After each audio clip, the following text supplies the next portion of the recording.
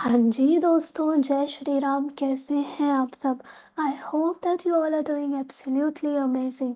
तो दोस्तों, आज से हम शुरू करेंगे हमारी सीए फाइनल की इनडायरेक्ट टैक्सेशन की एक्सप्रेस रिवीजन सीरीज।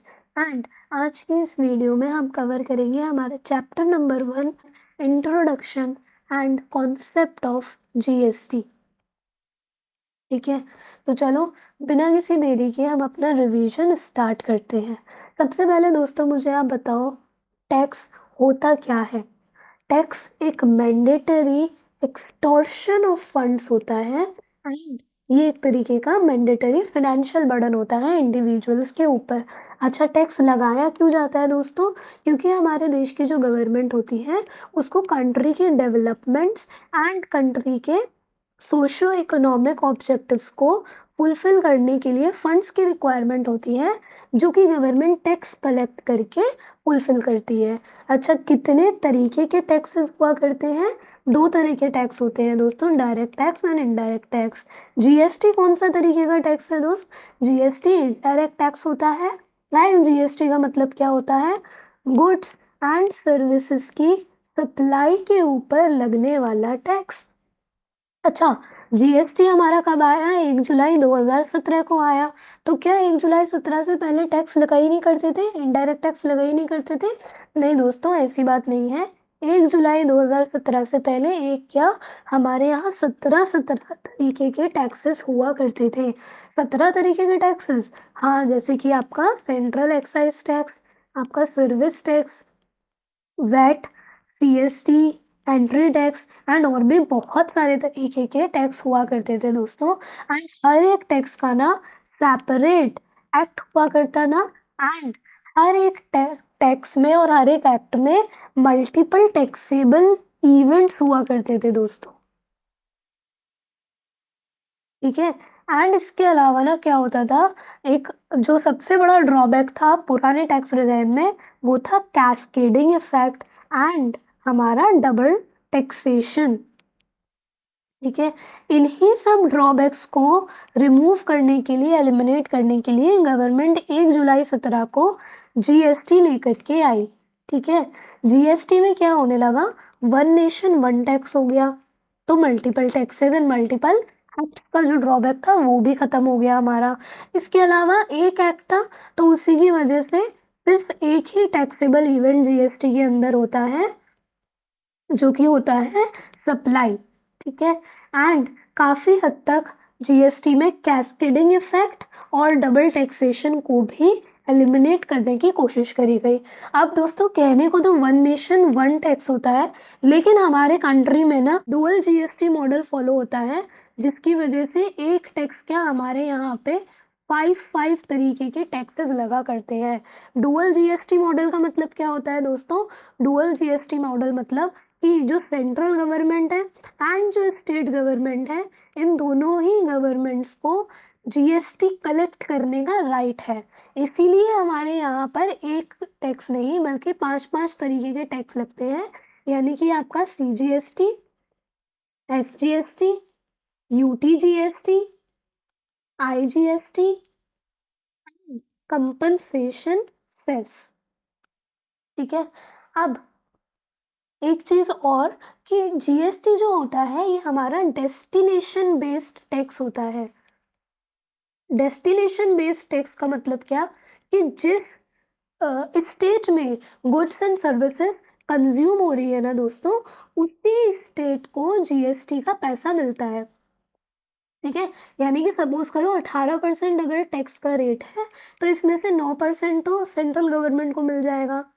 ठीक है, एंड जो रिमेनिंग 9% स्टेट गवर्नमेंट को मिलना होता है, ये उस स्टेट को मिलता है जिस स्टेट में गुड्स या फिर सर्विसेज कंज्यूम हो रही होती है। ठीक है, आप टेक फॉर एन एग्जांपल कि मैंने गुड्स को बनाया यूपी में। ठीक है, गुड्स का ओरिजिन हुआ यूपी में एंड गुड्स का डेस्टिनेशन या जो सेल थी वो भी यूपी ही थी, यानी कि गुड्स बने भी यूपी में और गुड्स की मंजिल भी यूपी थी। तू सफर मेरा और तू ही है मेरी मंजिल। तो ऐसे ट्रांजैक्शंस को हम क्या बोलते हैं दोस्तों? Intra state transactions. ठीक है, एंड यहाँ पर सीजीएसटी एंड SGST लगाया जाता है। ठीक है। अच्छा, और अगर हमारा ओरिजिन सपोज करो यूपी है, लेकिन हमारा डेस्टिनेशन जो था गुड्स का वो यूपी के अलावा किसी और स्टेट में था, सपोज महाराष्ट्र में था, तो ऐसे ट्रांजैक्शन को हम बोलते हैं इंटर स्टेट ट्रांजैक्शंस। एंड ऐसे ट्रांजैक्शन में IGST चार्ज किया जाता है। ठीक है। अब अगर IGST या GST का रेट 18% है ना, तो इसको central government and state government आधा आधा डिवाइड कर लेते हैं। इन ट्रांजैक्शंस को क्या बोलते हैं? Inter state transactions. ठीक है। अब दोस्तों एक एग्जाम्पल लेंगे हम जीएसटी को समझने के लिए, उसके बाद में हम पढ़ेंगे अपने कॉन्स्टिट्यूशन के 4 आर्टिकल्स, उसके बाद हम इस चैप्टर को वाइंड अप कर देंगे। टेक फॉर एग्जाम्पल कि आलिया भट्ट ने ना एक नया धंधा शुरू किया। क्या धंधा शुरू किया? कि वो एम्प्टी पेन खरीदती थी और खाली पेनों के अंदर ना वो रिफिल भर के कंप्लीट पेन तैयार करके सेल कर देती थी। सपोज आलिया भट्ट ने खाली पेन खरीदे सिद्धार्थ मल्होत्रा से 1 लाख रुपए की वैल्यू के। ठीक है। सिद्धार्थ ने उस पर GST चार्ज किया 18% का, 18,000 रुपये का। एंड टोटल आलिया भट्ट ने सिद्धार्थ को 1,18,000 रुपये का पेमेंट किया। ठीक है। अब दोस्तों इस ट्रांजैक्शन की आलिया अपने बुक्स में क्या एंट्री रिकॉर्ड करेगी, मुझे बताओ। आलिया परचेज अकाउंट को डेबिट करेगी 1 लाख रुपए से, एंड इनपुट GST को वो डेबिट करेगी 18,000 रुपये से टू बैंक अकाउंट 1,18,000 रुपये। ओके। और सिद्धार्थ अपनी बुक्स में क्या एंट्री रिकॉर्ड करेगा दोस्तों? वो बैंक अकाउंट को डेबिट करेगा 1,18,000 रुपये से, टू सेल्स करेगा 1 लाख रुपए से, एंड टू आउटपुट लाइबिलिटी वो क्रिएट करेगा GST की 18,000 रुपये की। अब ये जो 18,000 रुपये की आउटपुट GST लाइबिलिटी सिद्धार्थ ने क्रिएट करी है ना दोस्तों, ये सिद्धार्थ को गवर्नमेंट के पास डिपॉजिट करवानी पड़ेगी अगले महीने की 20 तारीख तक। ठीक है। एंड जो इनपुट GST आलिया ने डेबिट किया ये किस नेचर का है? ये असेट के नेचर का है। ठीक है। अब दोस्तों आलिया ने अपने परचेज अकाउंट को 1 लाख रुपए से डेबिट किया। इसका मतलब आलिया 1 लाख रुपए को अपनी कॉस्ट कंसीडर कर रही है रॉ मटेरियल की। यानी एम्प्टी पेन की कॉस्ट आलिया ने कितनी कंसीडर करी? 1 लाख रुपए। ठीक है। सपोज प्रोसेसिंग की या रिफिल वगैरह लगाने की कॉस्ट आलिया की लगी 10,000 रुपये की, तो टोटल कॉस्ट आलिया की कितनी लगी? 1,10,000 रुपये। इस पर आलिया ने 20% अपना प्रॉफिट चार्ज किया, जो कि बैठेगा आपका 22,000 रुपये का। एंड टोटल आलिया ने सेल प्राइस अपने पेन के रखे 1,32,000 रुपये के। और ये 1,32,000 के पेन आलिया ने रणबीर कपूर को चिपका दिए, मतलब सेल कर दिए। ठीक है। तो सेल प्राइस आलिया ने कितनी रखी अपने पेन की? 1,32,000 रुपये की। अब क्योंकि आलिया सेल कर रही है रणबीर को अपने पेन, इसीलिए वो GST भी चार्ज करेगी। सपोज 18% GST आलिया ने चार्ज किया, तो वो आपका कितना बैठेगा? 23,760 रुपये। टोटल कितना आया? टोटल 1,55,760 रुपये आलिया ने रणबीर से कलेक्ट किए। ठीक है। अब इस ट्रांजैक्शन की आलिया अपने बुक्स ऑफ अकाउंट्स में क्या एंट्री पास करेगी दोस्तों? वही एंट्री पास करेगी जो सिद्धार्थ ने पास करी थी। यानी वो बैंक अकाउंट को डेबिट करेगी 1,55,760 रुपये से, to sales 1,32,000, and to output GST 23,760 रुपये। ठीक है। अब आलिया ने अपना रेवेन्यू कितना कंसिडर किया? 1,32,000 रुपये का। एंड आलिया ने अपनी आउटपुट लाइबिलिटी क्रिएट करी 23,760 रुपये की। ये जो 23,760 रुपये है, ये GST का पैसा आलिया ने रणबीर से कलेक्ट किया है। एंड इस टैक्स के अमाउंट को आलिया अपने पास नहीं रख सकती है, उसको गवर्नमेंट के पास इसको डिपॉजिट करवाना ही पड़ेगा। इसीलिए आलिया ने इसकी लाइबिलिटी क्रिएट करी है। ठीक है। आलिया कब तक इसको गवर्नमेंट के पास डिपॉजिट करवाएगी? अगले महीने की 20 तारीख तक। लेकिन दोस्तों अब मेरी बात एकदम ध्यान से और कान खोल करके सुनना। 1,32,000 रुपए की आलिया ने अपनी सेल प्राइस रखी कंप्लीट पेन की, ठीक है। लेकिन इस 1,32,000 रुपए में 1,00,000 रुपए के एम्प्टी पेन की कॉस्ट भी शामिल है, करेक्ट, एम आई राइट। लेकिन दोस्तों इस 1,00,000 रुपए के एम्प्टी पेन पर तो सिद्धार्थ ने ऑलरेडी 18,000 रुपए का टैक्स गवर्नमेंट को अगले महीने की 20 तारीख तक पे कर दिया ना, कर दिया ना, बोलो यस या नो, कर दिया ना। तो फिर अब अगर गवर्नमेंट आलिया से पूरे के पूरे 23,760 रुपए कलेक्ट करेगी टैक्स के, तो इसमें तो डबल टैक्सेशन हो गया, क्योंकि ये 23,760 रुपए तो 1,32,000 रुपए के ऊपर 18% जीएसटी बैठा, और इस 1,32,000 रुपए में से 1,00,000 रुपए के ऊपर तो गवर्नमेंट को ऑलरेडी टैक्स मिल चुका है।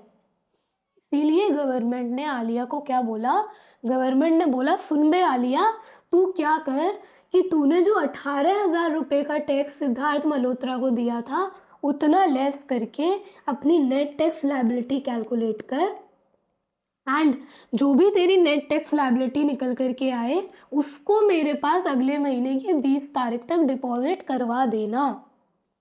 अब दोस्तों ये जो नेट टैक्स लायबिलिटी आलिया की कैलकुलेट हुई, निकल करके आई, ये आलिया ने जितना भी वैल्यू एडिशन किया उसी पर 18% कैलकुलेट होकर के आई है।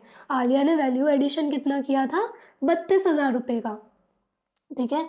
तो 32,000 रुपये का 18% अगर आप कैलकुलेट करोगे तो वो 5,760 रुपये ही निकल करके आएंगे, ठीक है।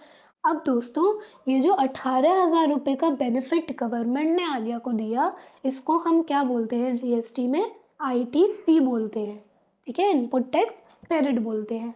अगर गवर्नमेंट ये आईटीसी का बेनिफिट आलिया को नहीं देती तो क्या होता, पहला तो डबल टैक्सेशन लगता, और दूसरा क्या होता, बड़े ध्यान से सुनना दोस्तों, कि आलिया पूरे के पूरे 1,18,000 रुपये को अपनी कॉस्ट कंसीडर करती। वो क्या करती, आलिया ने 1,18,000 रुपये का पेमेंट सिद्धार्थ को किया था, तो आलिया ने 1,00,000 रुपये को तो अपनी परचेज कंसीडर किया था और 18,000 रुपये को अपनी इनपुट जीएसटी यानी असेट कंसीडर करी थी, ठीक है।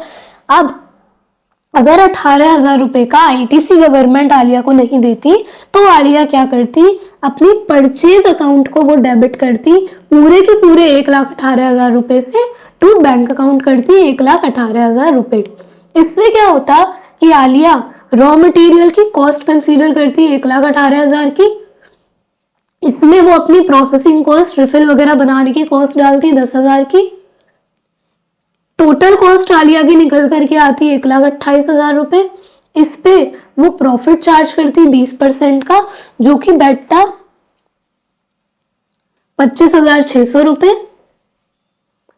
एंड फिर वो अपना सेल प्राइस कैलकुलेट करती जो कि निकल करके आता है 1,53,600 रुपये, और इस 1,53,000 पे जीएसटी कलेक्ट करती है 18% का, जो कि लगभग कितना निकल करके आता दोस्तों, 27,648 रुपये, ठीक है।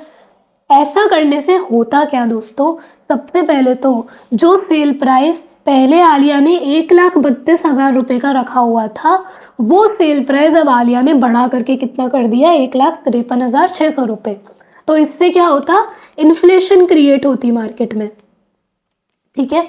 और दूसरा क्या होता दोस्तों, ये जो 1,53,000 रुपये आलिया ने अपनी सेल प्राइस कंसीडर करी है ना, इस 1,53,000 रुपये में 18,000 रुपये टैक्स के भी इंक्लूड है, एंड जब 1,53,600 रुपये पे आलिया जीएसटी कैलकुलेट कर रही है तो कहीं ना कहीं 18,000 के टैक्स के ऊपर भी आलिया 18% टैक्स लगा रही है, यानी टैक्स के ऊपर टैक्स लगना, जिसको हम क्या बोलते हैं, कैस्केडिंग इफेक्ट।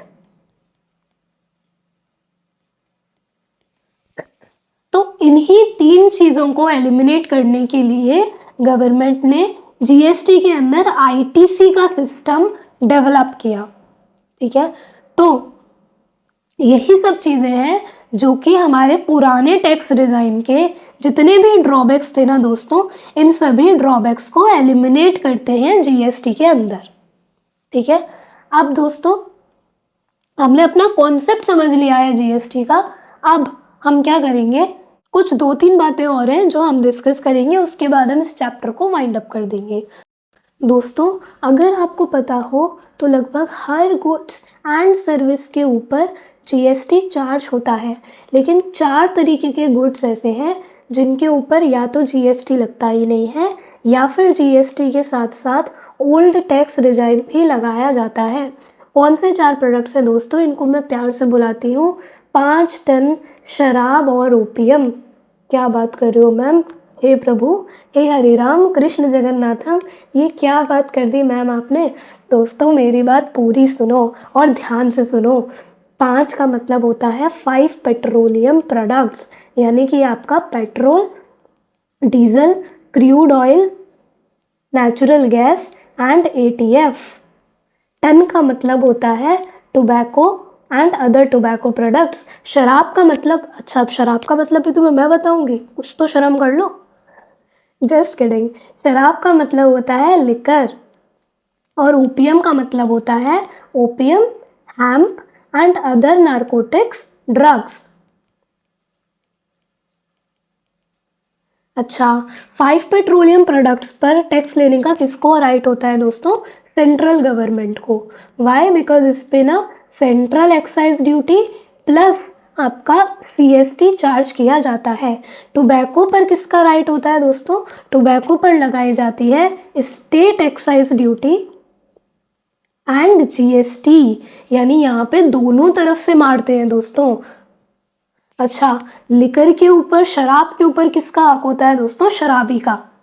मजाक कर रही हूँ, शराब के ऊपर टैक्स लेने का किसको हक होता है दोस्तों, स्टेट गवर्नमेंट को। क्यों, क्योंकि इस पे लगाया जाता है वैट। अरे वैट का मतलब वो भीगे भीगे रहते वाला वैट नहीं, वैट का मतलब वैल्यू एडेड टैक्स। अच्छा, ओपीएम के ऊपर किसका हक होता है टैक्स लेने का, ओपीएम के ऊपर भी state tax, state excise duty and GST दोनों चीज़ें लगाई जाती हैं, यानी कि opium, hemp, narcotic drugs and tobacco, इन दोनों के ऊपर जीएसटी का टैक्स का सेम ट्रीटमेंट होता है।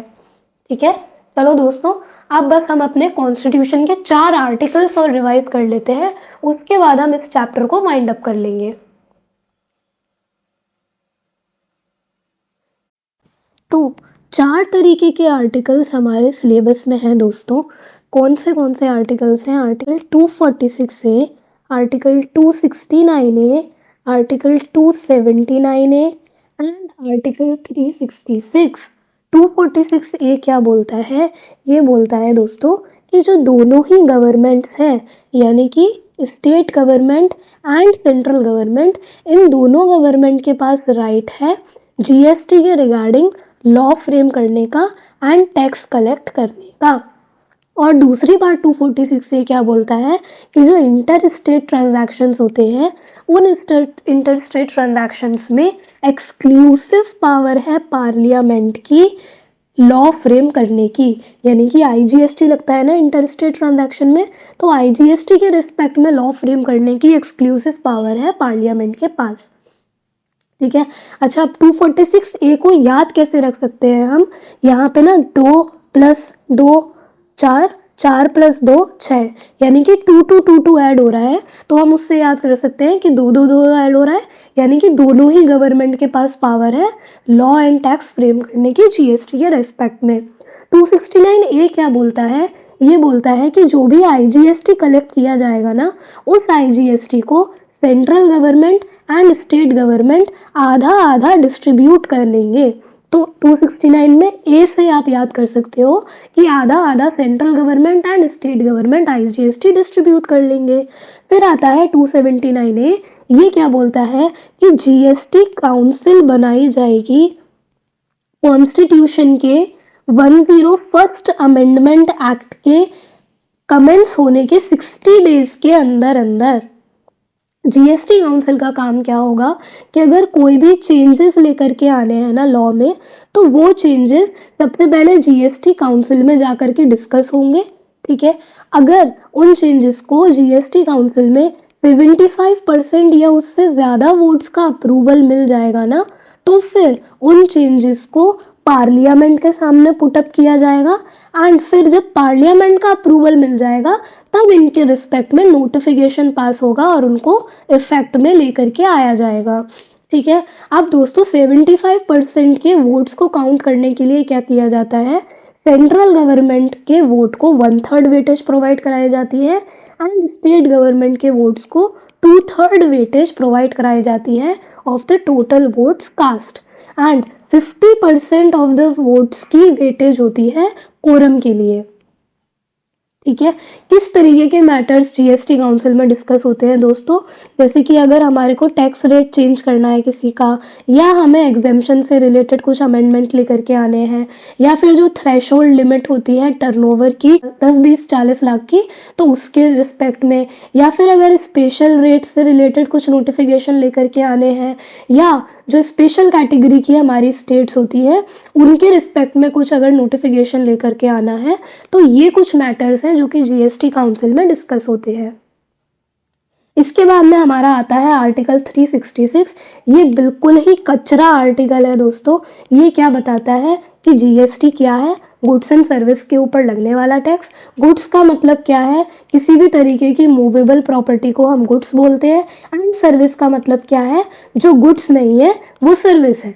तो बस दोस्तों खत्म, टाटा बाय बाय, ये चैप्टर हो गया हमारा फिनिश। ठीक है।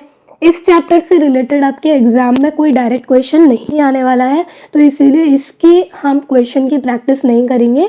इसके बाद में हम शुरू करेंगे अपना सप्लाई अंडर जीएसटी चैप्टर, जिसकी वीडियो कल आपको मिल जाएगी एंड मैं पूरी कोशिश करूंगी उसके रिस्पेक्ट में क्वेश्चंस भी आपको प्रोवाइड कराने की। ठीक है। That is it for today guys. पढ़ते रहिए और आगे बढ़ते रहिए। जय हिंद, जय Bharat. This is C Himanshi Garg signing of.